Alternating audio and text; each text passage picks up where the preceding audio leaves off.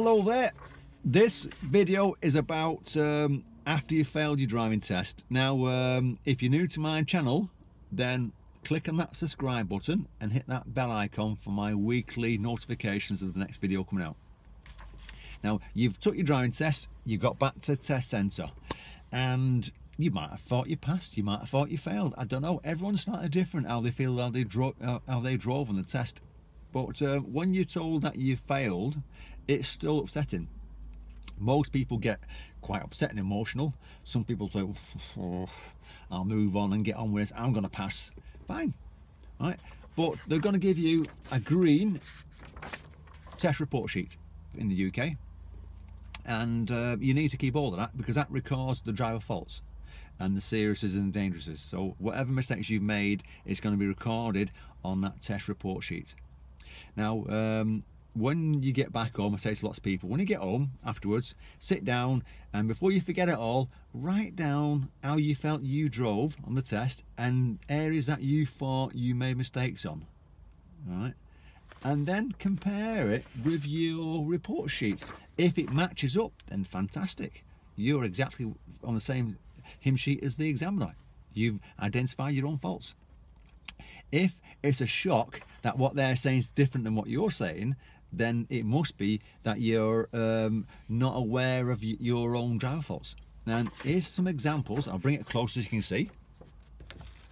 So on this bit here, on the moving off section, on the safety, you got 3 driver faults, 1, 2, 3, and then a series at the end.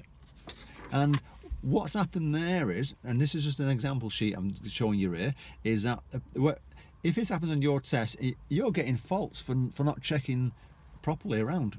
So it's probably going to be your right shoulder as you're about to go. Check before you move off. That's just an example.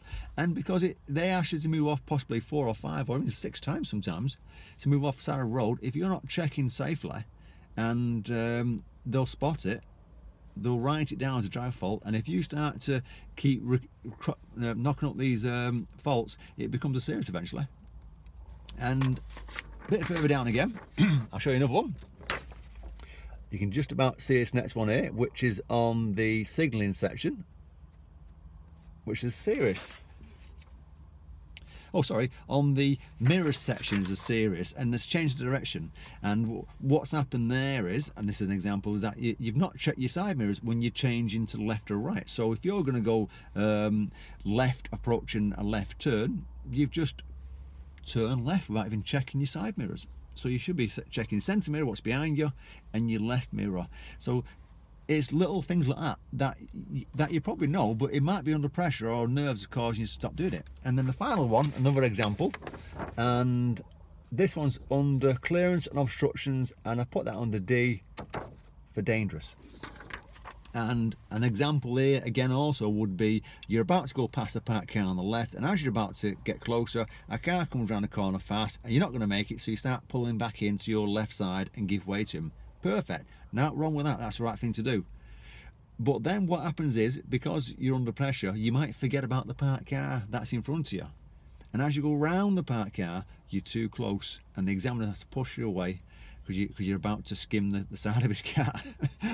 So it's clearance and obstructions, dangerous fault at that point. And they're just some examples. So if you're having instructions, in lessons with your instructor, then keep all that test report sheet, and then the next lesson you sit down, show them together and come up with a plan of how you can work on them faults and move on.